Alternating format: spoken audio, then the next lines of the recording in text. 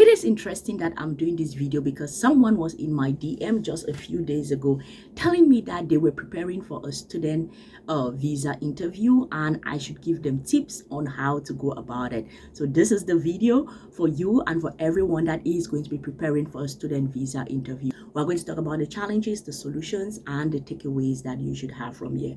The golden rule, we have a credibility check. It's not an exam. Of course, for places like the UK, Australia, Canada, they really want to see if you're a genuine student. That is what they are really going for.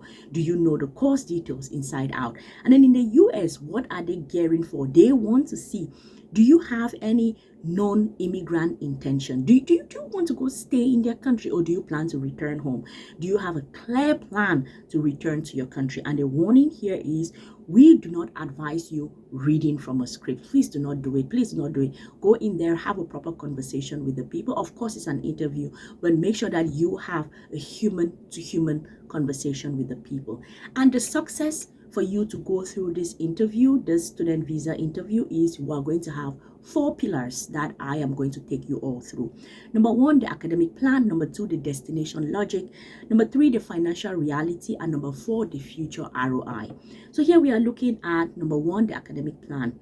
Why this specific course? Why this university? Do you know the models that you are going to be studying? Those are things that you have to have check, and all those answers in your head. And then let's move to the next one, destination logic. Why this country? Why not study in your home for cheaper? Why do you want to go to this particular university? Those are the things that you have to have check in your head. And then financial reality. Who is paying? Is the income sustainable? Is your money accessible? That's why they always ask for proof of funds for most of these countries or embassies that you go to in order to seek for this student visa interviews, right? And then the future ROI. How does your investment pay off your home country career? Then things to pay attention to. Most refusals happen because a student cannot connect these 4 dots logically. So if you needed any help thinking about this, sit, get an answer to all of this, and it is going to help you prepare for your student visa interview. So let's look at pillar 1, why this course and university. All right, you guys, I just want to take a minute here to tell you all about my database. My database has everything that you need as someone's trying to study abroad. It has scholarships, graduate assistantships, application fee off universities, low tuition fee universities. It has samples, SOP samples, research proposal samples, CV samples, and then it has scholarships for specific targeted people. If you have a low GPA, if you've been applying and getting a ton of rejections, or if you're a newbie to the world of scholarships, it has information for you. And most importantly, because immigration news is changing almost all the time, you need to stay updated. So it has study abroad news. You get up every morning, all you do is just go to that database and it has everything that you need. You can now just spend all your time applying and not trying to search for what is the latest and what are the latest scholarships. The link is below. Sign up for it. So the thing that you have to, things not to do, right?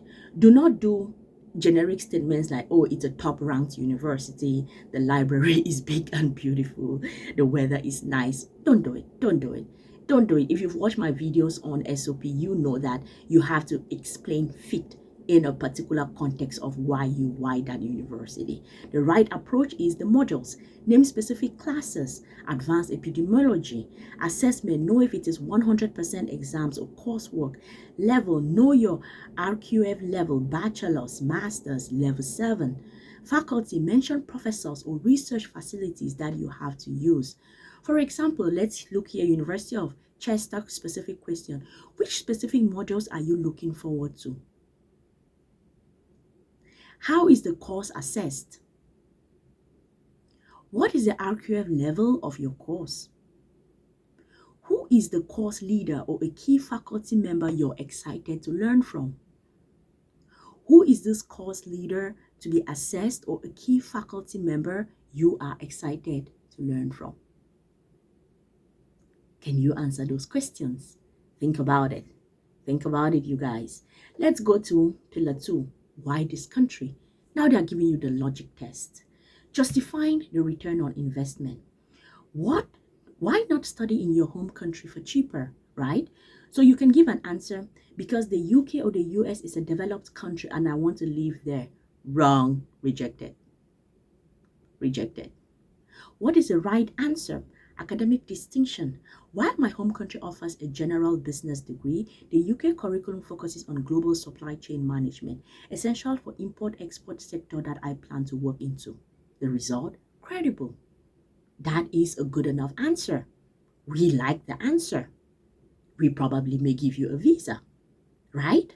So the other options check, be prepared to name other universities you considered but you were rejected. This proves you did research. You must be able to justify what made you decide your final choice over others, and that is from the University of Chester, okay? Here's going back, still information from the University of Chester. The financial inquisition. Income versus cost. Question: how can you afford £20,000 tuition on your father's salary? Ooh, that is scary. Oh my goodness. Even just thinking about it, I'm like, oh Lord, I don't even know if I'll be able to have an answer for that. Advice: explain the accumulation of funds. Show savings history, not just current income. This is extremely important because I've done a video before about the Germany pathway and the what is it called, the block accounts, and where if they just see a huge amount of money just suddenly appears in your account, they'll be like, they'll be suspicious. They won't give you, they actually will not give you. So you have to be careful of that. Source of funds. The question here: is this money actually yours? Advice: funds must be liquid cash, not frozen in property or shares, okay? The UK rule is money must be held in 28 consecutive days prior to you doing your interview. And then the cost of living, know your numbers. You must know the exact government requirement. London, you're going to be paying about 1,600 per month for up to 9 months. Outside of London, about 1,200 per month for up to 9 months. So you have to deduct any accommodation fees already paid to the university. So it is important to know these things. So the financial inquisition questions that you may come across is: have you ever been refused a visa for any country? What is your current occupation and income? Who is funding your studies and what is their relationship to you? Provide evidence of your sponsor's financial capacity. Oh my God, I cannot read. Can you explain any large transactions in your bank account statement? How will you support yourself or any dependents in the UK? Oh my goodness, that is scary.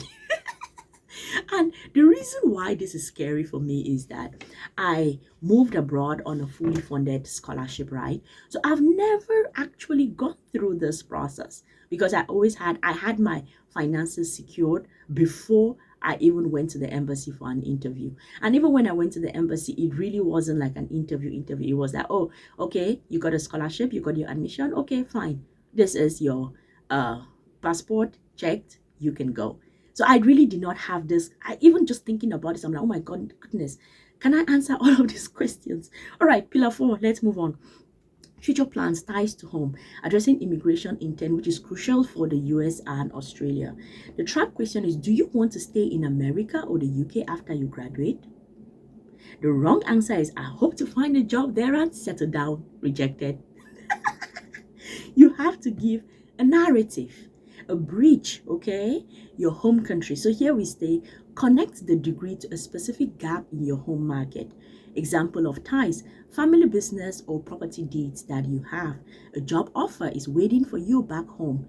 You have a specific career pathway. For example, this degree makes me eligible for senior engineer roles at name a specific company. Okay, so those are the things that you have to say. Nuances for UK, Canada, Australia. Post-study work visas exist, but your primary stated purpose at the interview must be study and not settlements. Oh wow, oh wow. Listen, even I am doing this and I'm learning a lot. I'm like, oh my goodness, this is what people go through. Okay, so let's do handling gaps and employment history. Addressing study breaks record. For example, you graduated 5 years ago, right? So the question they may ask you is, why study now after 5 years? And then the defense: explain how the gap was used. Frame the return to study as a necessity for career ceiling. I have reached a level in my career where I cannot be promoted to manager without a master's degree. This is necessary for me to upskill. So now I am doing the application. So in the immigration bill, 100% honest about previous visa refusals. Oh my God. The UK and the US share data.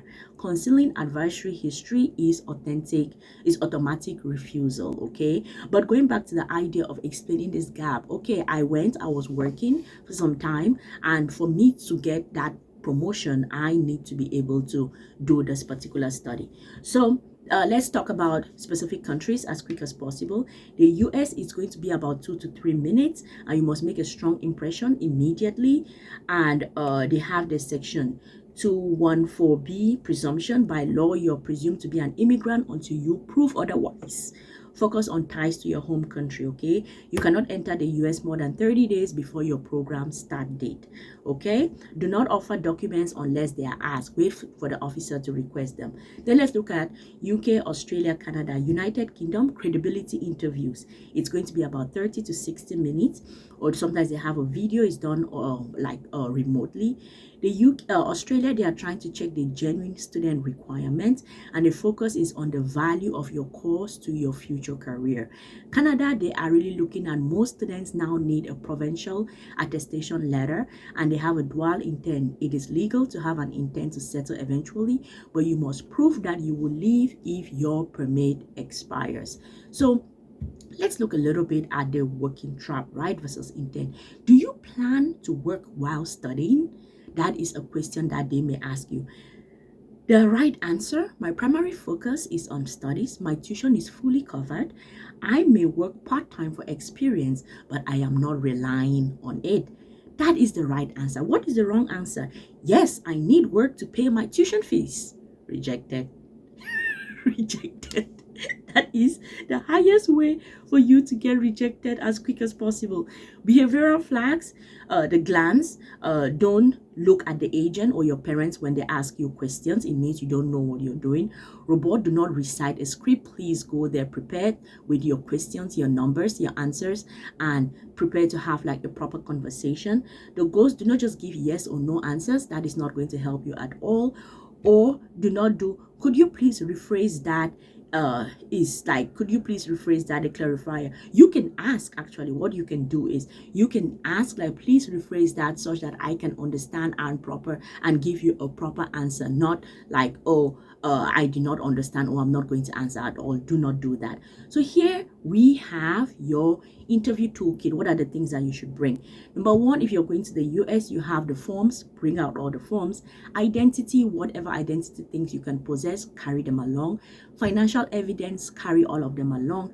Academic proof, carry them all along. And then they say here that a pro tip is put all of these things in a clear folder with tabs in order to stop you from fumbling when you go to the interview. Because as you all already know, sometimes going through these interviews is really, really nerve-wracking. So if you do not have things organized really, really well, the chance that you can be fumbling and it may come across as you're hiding something when you practically are not, you are just tense, is very, very possible. So arrange all of those things in a clear file so it's visible. When they ask, you remove and give, you remove and give, and you have some confidence in the entire process. Thank you guys so much for watching. I hope that was helpful. That was really, really mind-opening for me too.